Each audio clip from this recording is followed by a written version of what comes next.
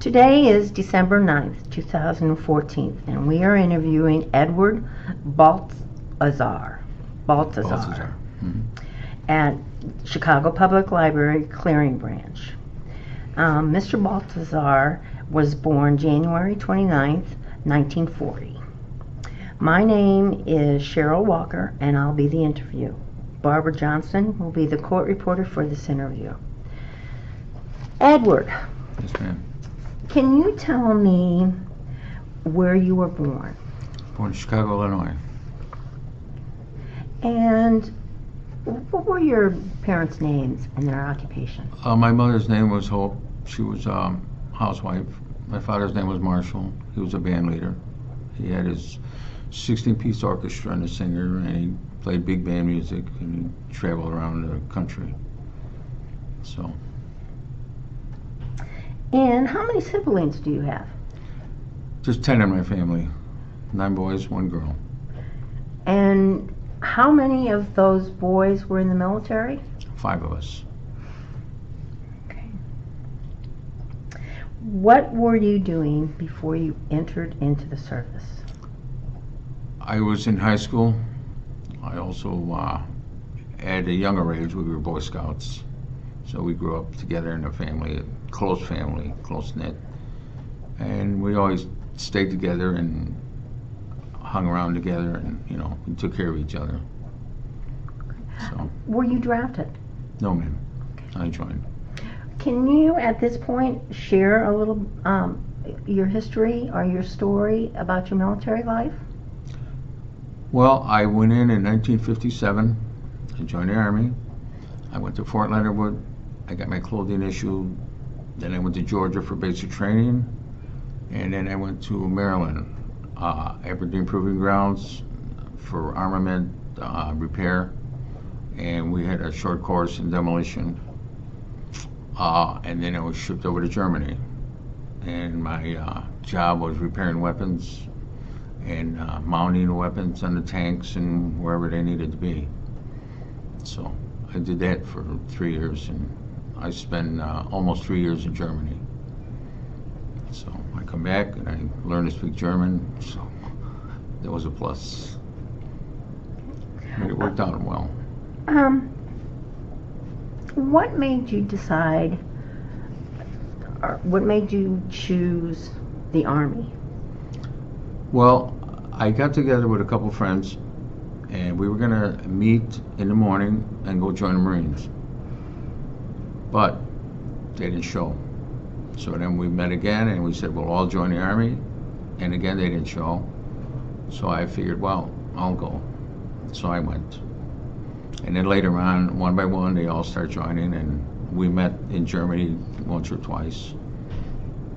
So that's how it happened. Did you take a train to Fort Leonard Wood, or did you take bus? Took a train. You took a train. Took a train to Fort Leonard Wood. And after a clothing issue, we took a train to Georgia, Fort Gordon, Georgia, where I had training. And then we took a train all the way to New York, Idlewild Airport at the time. And we flew to Germany. We had a 4-engine plane. At that time, there was no jet flying. So we went to Newfoundland, from New York to Newfoundland, and then we stopped in Ireland, Dublin, Ireland, and then we went to Germany. What year did you enlist into the service? 57. So you didn't take basic training in Fort Leonard Wood? No, I had clothing issue, and I took basic training in Fort Gordon, Georgia. When you got to Fort Leonard Wood, did they cut your hair? Oh yeah. What did you think? Well, I knew it was coming. Everybody knew, so it was different. And everybody laughing at each other, and you know, you don't see anybody like that. At that time, nobody had shaved heads. But it was enjoyable. I enjoyed being there. How many uniforms did they issue? Do you remember? Yeah. First of all, they gave you the long underwear, and one size fits all, because you got the strings you tie. And I had brown uniforms, and I had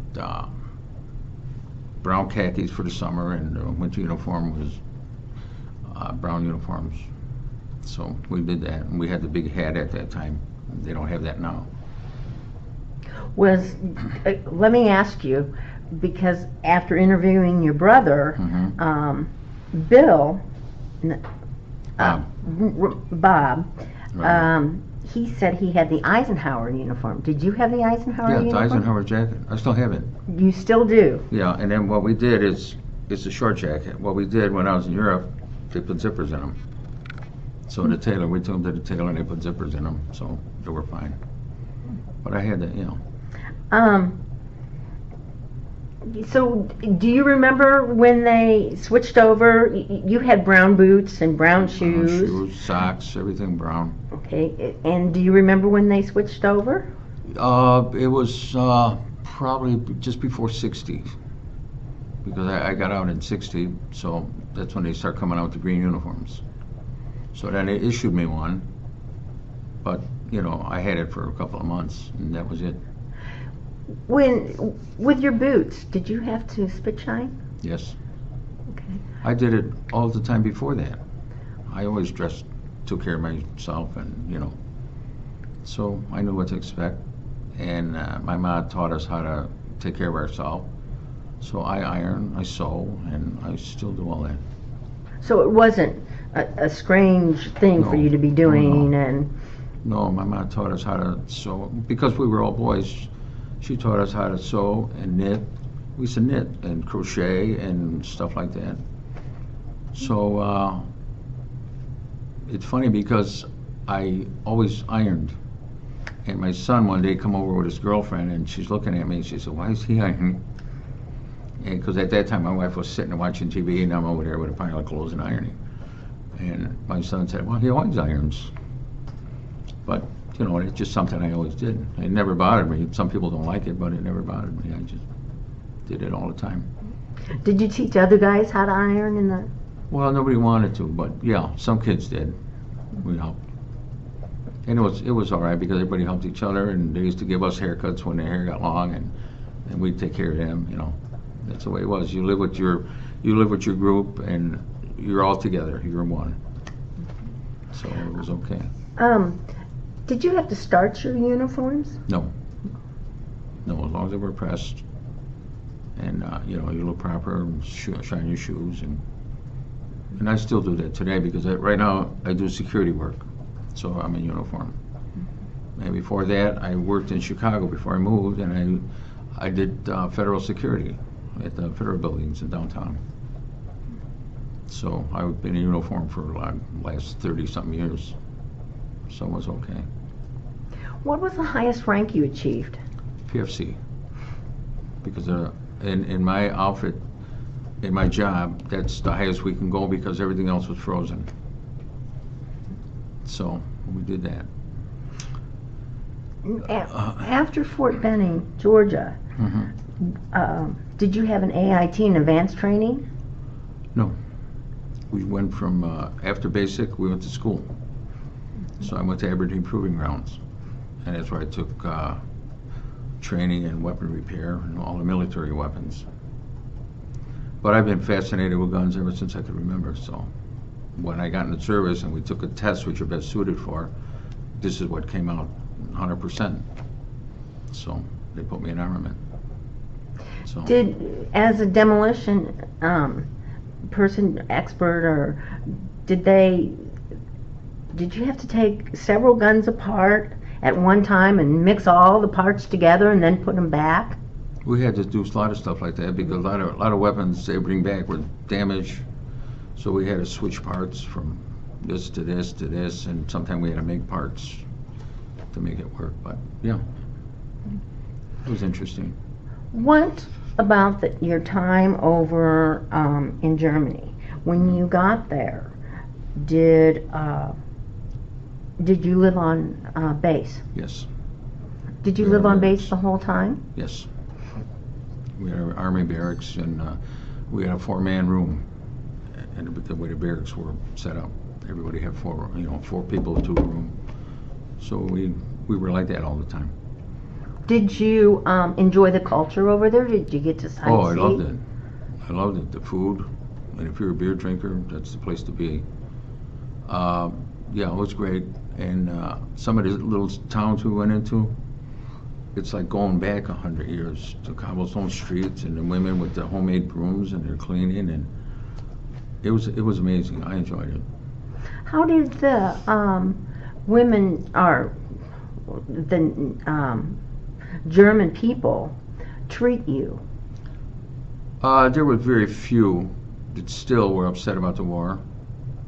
But the majority of the people were okay with it, because at that time in Europe, the people were forced into the army. You know, whether they wanted to go or not, they were forced into it. And we used to talk to a lot of older people, and it was amazing because they would pull out pictures of them in their Nazi uniforms. And I'm looking like, wow, that's amazing.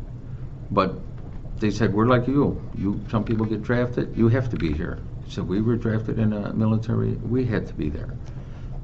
So, you know, the only problem we had was on May 1st was considered May Day, communist holiday, and you could not go out in uniform, or most cases you can't go out at all that weekend, you know, May 1st.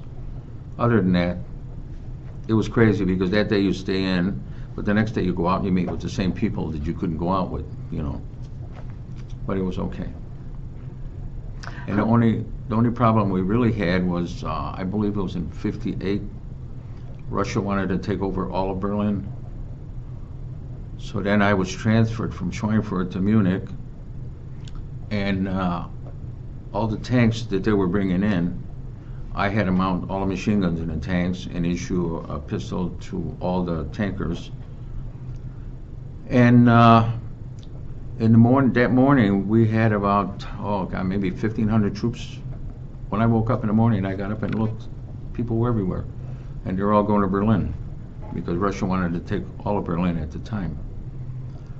So my job was to mount all the tanks because I was an armament, so we had to arm all the tanks with machine guns and that. And nothing came of it. But it was a scary moment at the time. As many people that were in the mess hall, you don't hear a sound talking, but you hear silverware. That's about all. It was scary. But if that's your job and you got to do it, you have to do it. So we were ready for whatever happens. Did you ever get to see the Berlin Wall? No, I haven't. It was knocked down long before I left. I mean, before I came home, it was still up, or wasn't even up at the time. That's right, because I got out in '60, it wasn't up then. When you had to go on your missions, Mm-hmm. where would you go? Well, they call it temporary duty, TDY. We would go to the outpost of all the camps and repair all their weapons. And Green Beret was stationed closest to the border, so we had to go there and repair all our weapons, make sure they're all up and ready to go. And then we would get in our truck and we'd go to the next camp and fix all our weapons. And we drove around Germany like that. Every now and then, it wasn't every weekend, but it was like that. But we had to go inspect them. We were on an inspection team. But it was great. I mean, you get to see the country, and beautiful country out there, beautiful. Where all did you go? Did you just stay in Germany? Did you go? No, just Germany. Just Germany? Yeah, that was plenty. There's so much to see. You pass by all the castles and the scenery is beautiful. And when you're driving up here, you look and you can see all the little villages. And they had a town crier. He used to go to the bars, and at that time they call it the guest house. I don't know what they call it now, but. And every time he'd go and give you the news, because there was no newspapers for these little towns, he'd sit in the bar and they'd talk and they'd give him a beer, and we would laugh because we can imagine what happened when he got to the last place. He's already blitzed and, you know, making up news as he went along. But it was, you know, it was quite different. I enjoyed every bit of it. How did you stay in contact with your family and your friends? By letter. You just write them, tell them what's going on, and you know how you are and what it's like being somewhere different. And it was funny because you know, once I went, I didn't come home until it was over. And then all my family was grown already. But yeah, it was a good tour of duty. I enjoyed it. And it's like most people, after you get out, you think, well, you know, I should have stayed in. But you know, when you're away, you want to go home. So. Did you have anything that you kept for good luck? Actually, no. No, I had some.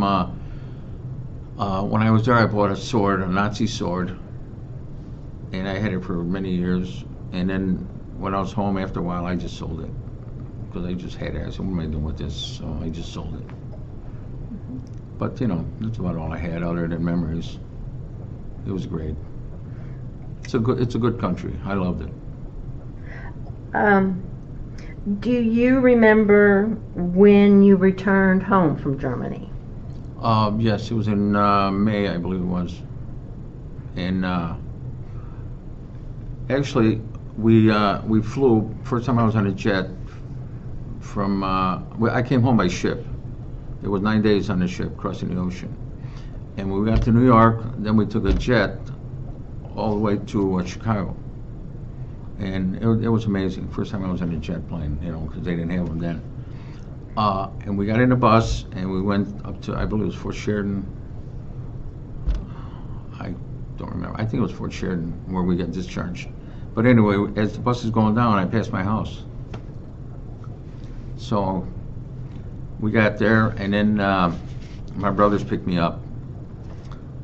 And so I said, you know what I'm going to do? I says, I want to get a hot dog and fries. And my brother said, no, we'll buy you a big steak. I don't want a steak. I said, I want a hot dog and fries.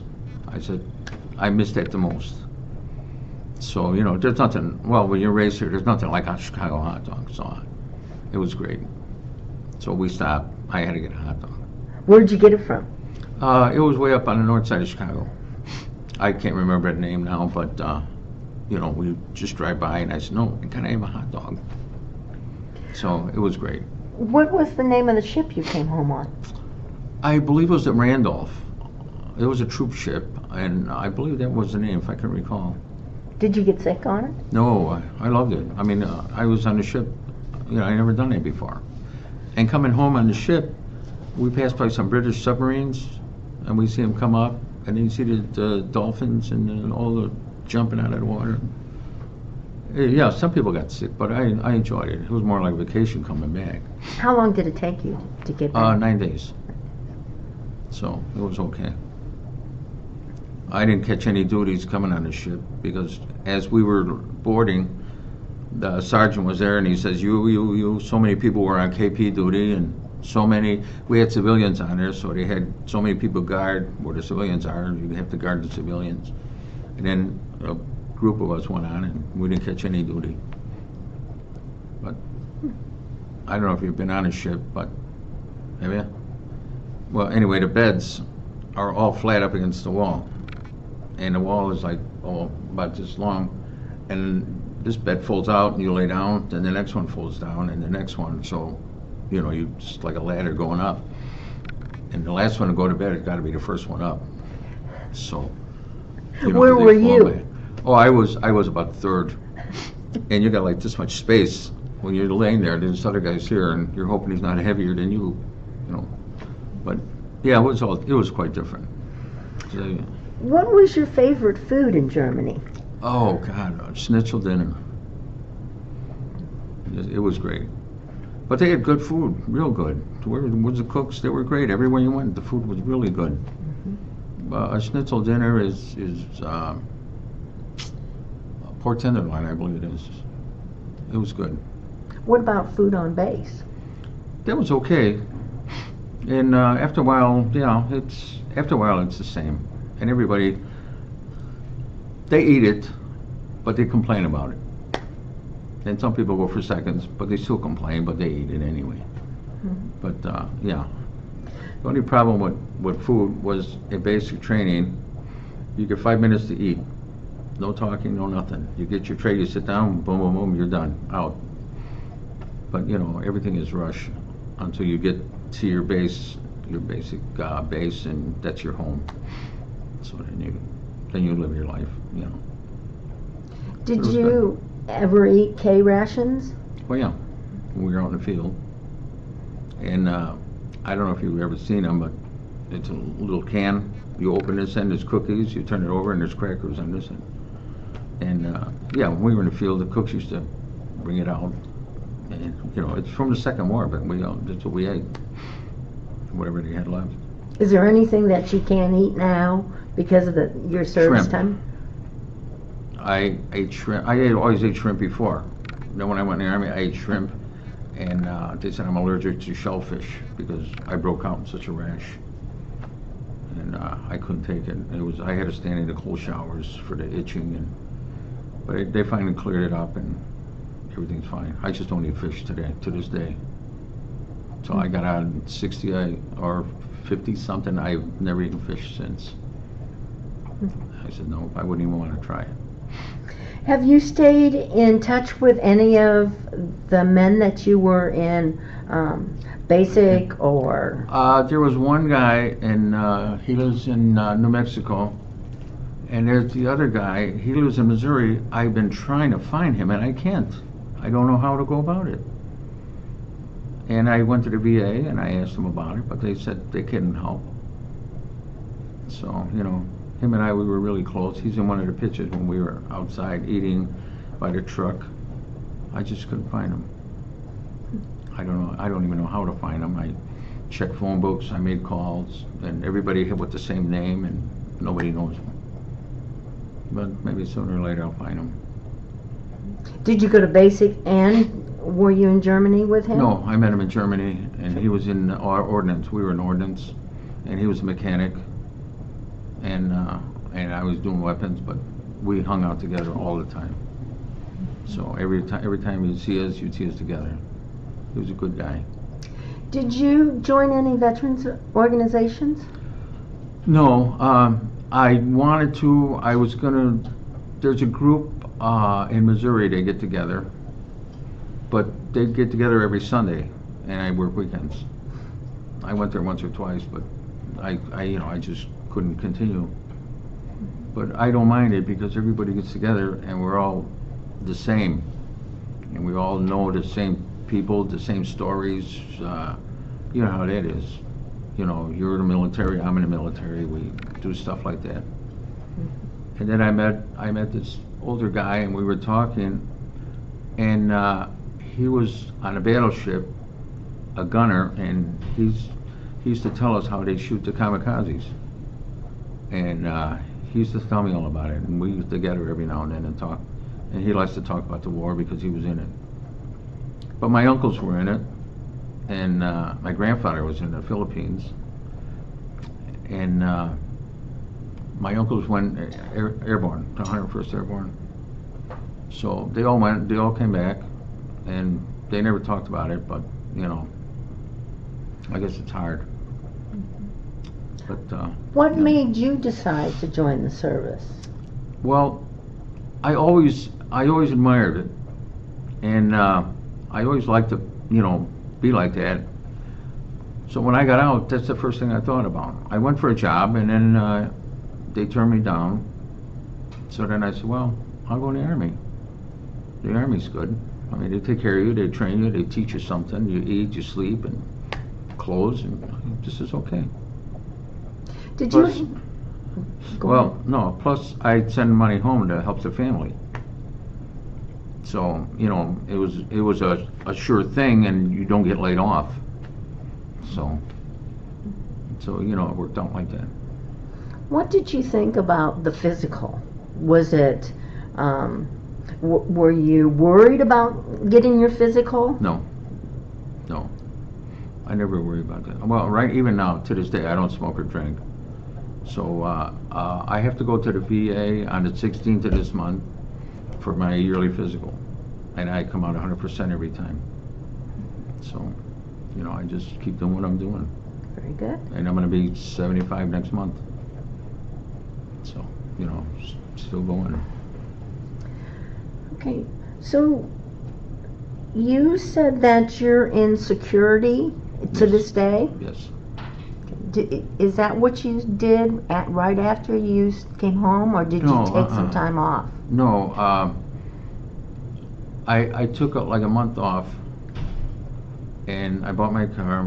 I had a '57 Chevy, naturally, and I took off for like a month, and then I got a job, and I worked at Ream. We used to make hot water heaters, and then from there I drove a truck. I got my truck license. I drove a truck, and I did that for a lot of years. Then I quit that, and I got into jewelry business, and I used to manage 5 jewelry stores. So I know all about jewelry, and I know all about weapons because I worked part-time in a sporting goods store where they sold all weapons. So I did that, and then I went into security, and then a friend of mine, he said, "Why don't you work with us with the government?" Okay, so he helped me get in there, and I got a clean record, never been arrested or no problems. So I got hired with the federal government right away. And to get hired to work in a federal building, you go through an extensive FBI background. But we were armed in the federal building, so we went to more of a background. So anyway, we had, I think, like 11 people apply, and 3 of us got hired. So that's what I did until I moved to Missouri. I didn't want to move, but because I was making, gosh, almost $80,000 a year with the government. And I moved to Missouri. My first job, they offered me $5 an hour. I said, $5 an hour? Are you kidding me? But you know, it's the way it is out there. But I enjoyed it. I had a good life, and we were always a close family. We always helped each other, and we're always there. You know, when they need me, I'm there. When I need them, they're there. Did you have any entertainers come to your base? Actually, no, not like a show, but I was stationed right in the camp next to Elvis. But some of our guys went there and took pictures with him, and I just didn't. I should have, but I didn't. And everybody said he's the nicest guy you ever want to meet. But you know, and they come back when they got their pictures and autographs, and so you know, that was something. But that's the only guy. I've seen so many entertainers in my life. My dad used to bring him home, a lot of singers and people like that, because he was in the band. He played with Benny Goodman. So, you know, he played with most of the people. He played for Dean Martin and Jerry Lewis for a while, and he was going to be their band. But at that time, like, he had 10 kids, and my mom didn't want him to be leaving home for so long. So he just gave that up. So he played around the city, you know, in the country here. What did you do for entertainment when you were in the service? We would just go out, and I brought my camera with me everywhere I went. We used to take pictures of everything we did and that. But yeah, I just enjoyed being with all the guys and everybody, you know. You just do whatever spur of the moment stuff.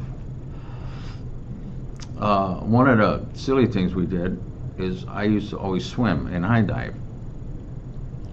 So we went to a pool where they had the platforms. So we get on the board, and there was 4 of us. And then we would do flips and dives, and then we go to the next level, and we did this, and same thing, and people watching us. When we got to the very top, it's a 10-meter board. It's like 10 meters, like 34 feet or something. We got to the edge, and we're like this, and we're looking down, and they're waiting for us to do something. So we walked back, we took our suits off, and we held them and held us up, and we jumped. And yo! And then the German police were there, they threw us all out. Oh, God, I was sore for a long time. Oh. But, you know, I mean, you get together with GIs, and you're crazy. And the funny part is, if you're with your friends, like now, and you have a good time, well, everybody goes home. But we all lived in the same place, so it wouldn't stop the fun. We would be all night. But, yeah, that was something I did with the guys. And did you do anything else that was memorable like that? No, not really, nothing like that. But we went to, they had a big outdoor festival one time. So we had a beer, and you get a big, like a liter of beer for like 12 cents. So we got it, and a beautiful, beautiful big clear glass mug. So we had that, and then we left and went to another bar, and the guy looked at us and he said, if you let me have those mugs, I'll give you all the beer you want tonight. But, oh, come on, how much can you drink? Because it's a whole liter, you know. So, okay, so we drank a little bit, and then we gave him the mugs. He was happy. Yeah, it was great.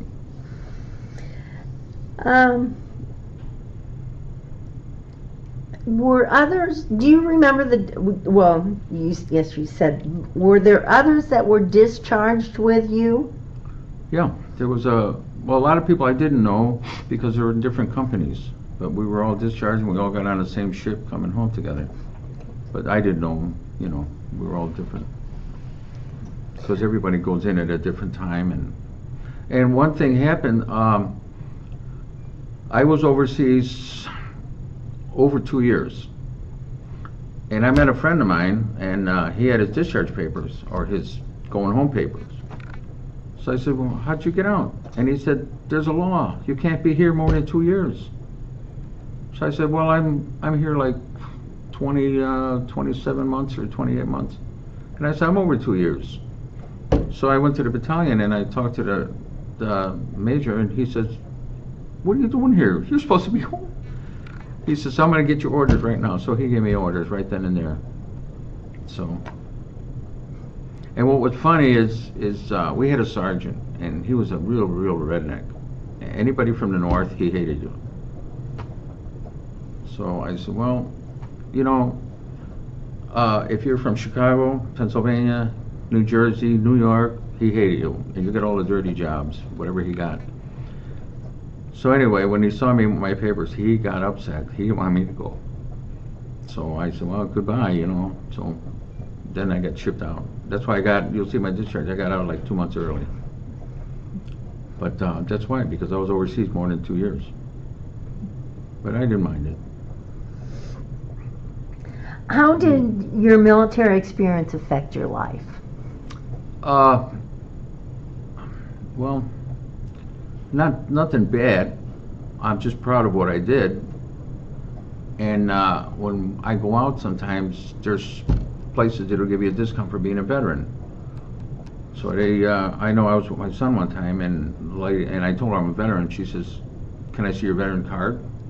I said, yeah. I took it out. I said, here. I said, I'll be glad to show it to anybody who wants to see it. And on the back of my driver's license, it says veteran. They have a ribbon now. I don't know if you know about that. They put it on there, and it says veteran. So, you know, if you don't have your VA card, it says veteran on there. Only veterans can get that, because when you apply for that, you have to bring your 214. So I got that. But no, I enjoyed being a veteran. I'm proud of it. I got out my jacket. I'm glad I did it. And I tell a lot of young people right now, I said, go into the military. Get free schooling.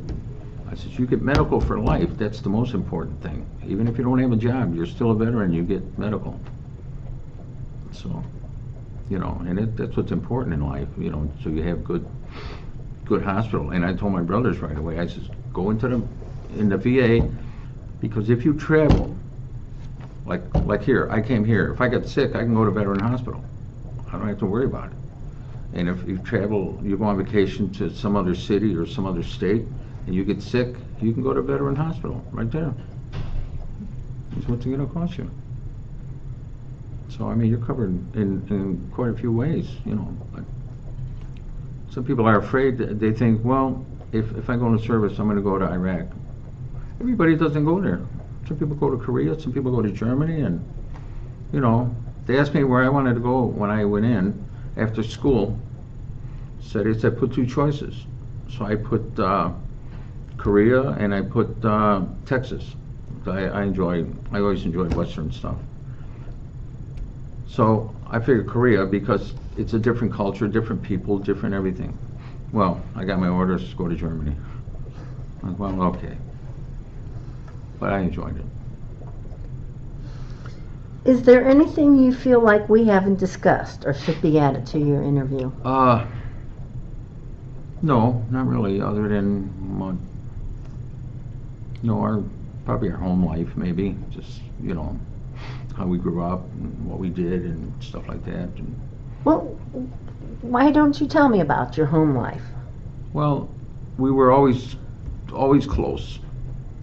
And when we had time, we were young, we used to go fishing together, we'd take all of us. Even my youngest brother, he was Billy, he's the one out there. He's the youngest, we used to take him fishing and camping, and we'd go way up in Wisconsin. And we did a lot of stuff together, always. If I'm gonna go somewhere, everybody would go together. When I had a problem with my car, everybody would help me work on it or do something.